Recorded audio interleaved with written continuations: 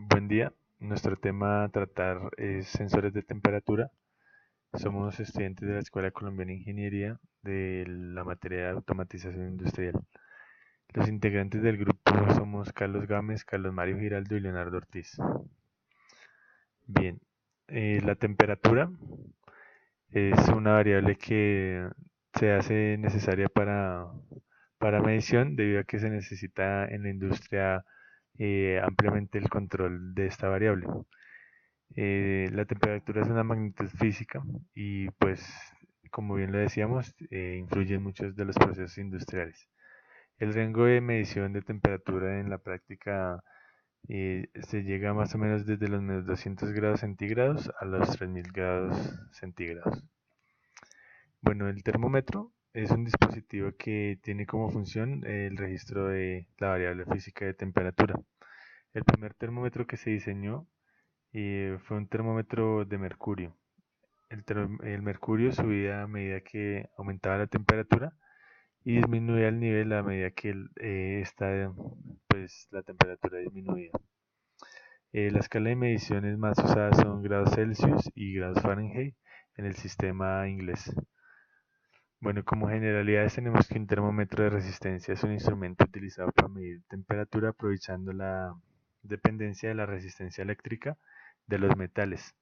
Esto pues debido a aleaciones de conductores y semiconductores. Existe siempre entonces una dependencia del cambio de la temperatura eh, y la resistencia eléctrica o también del cambio de temperatura y la diferencia de potencial.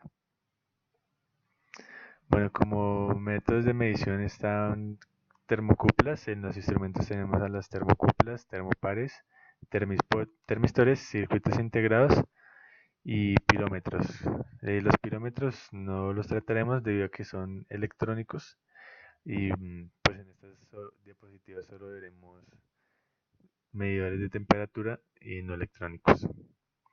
Bueno, como primer sensor de temperatura no electrónico tenemos el termómetro bimetálico, ampliamente usado en la industria debido a su sencillo uso, pues no necesita de un conversor de señal, de un transductor, pues debido a que principalmente eh, un termómetro bimetálico pues es una cinta de dos metales enrollados en espiral, ¿sí? Deformados en espiral, y cada que hay un cambio de temperatura pues esta deformación o bien se hace más amplia o disminuye.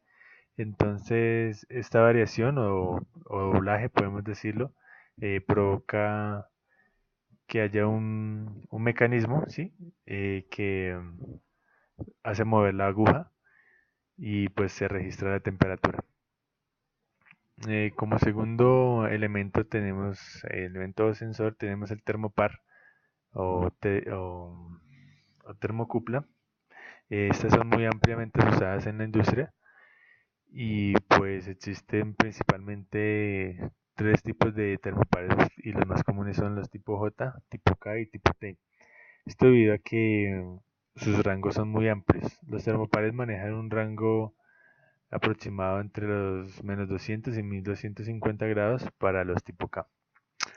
Bueno, la norma que regula pues el código de colores para estos cables pues es la IEC 584 y la ANSI 43710. Aquí tenemos entonces los rangos de cada termopar, ya sea tipo K, tipo J, tipo T, tipo B, tipo R, y el color de sus cables para conexiones. En la calibración del termopar se hace principalmente con la norma ITS 90 y pues existen varios métodos. Uno de estos es el uso de un horno de bloque metálico y con el cual se compara la temperatura. Bien, el uso típico en la industria de los tipo J se usan en la industria del plástico principalmente en el proceso de inyección o extracción. También se usan en fundición de metales a no tan altas temperaturas. Pues esto debido a que si se maneja en temperaturas ya muy altas se puede fundir la termocupla.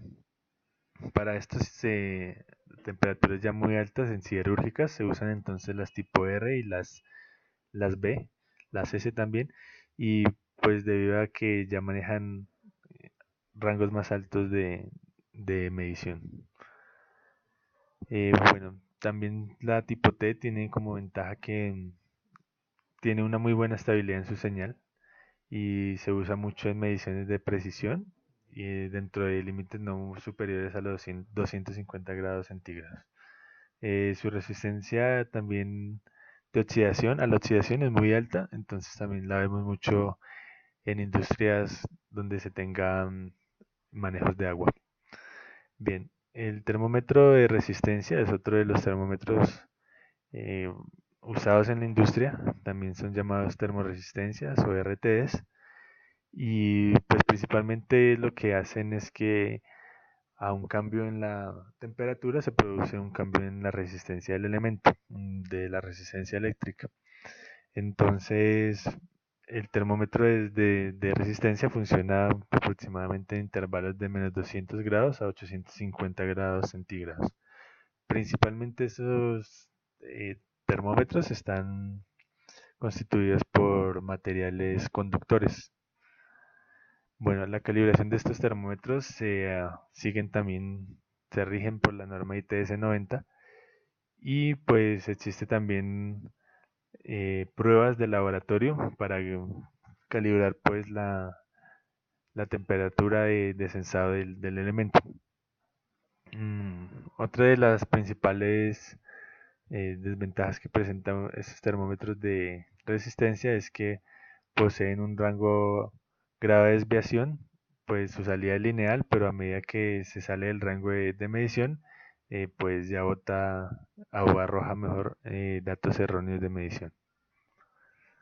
Bueno, otro elemento muy importante es el termistor. Existen dos tipos de coeficiente negativo, los NTC, y de coeficiente positivo, PTC.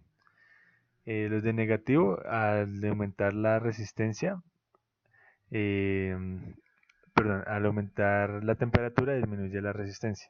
Y lo contrario ocurre con los PTC, que al incrementar la temperatura, este incrementa su resistencia. Bueno, la calibración del termistor principalmente se hace comparando con respecto a un termómetro que se tenga de referencia y con ayuda de vasos de precipitado y placas calefactoras. Como otro elemento, y pues eso ya es poco usado en la industria, es más de a nivel de estudios, podemos decirlo, se usa el circuito integrado de estado sólido, el LM35 generalmente.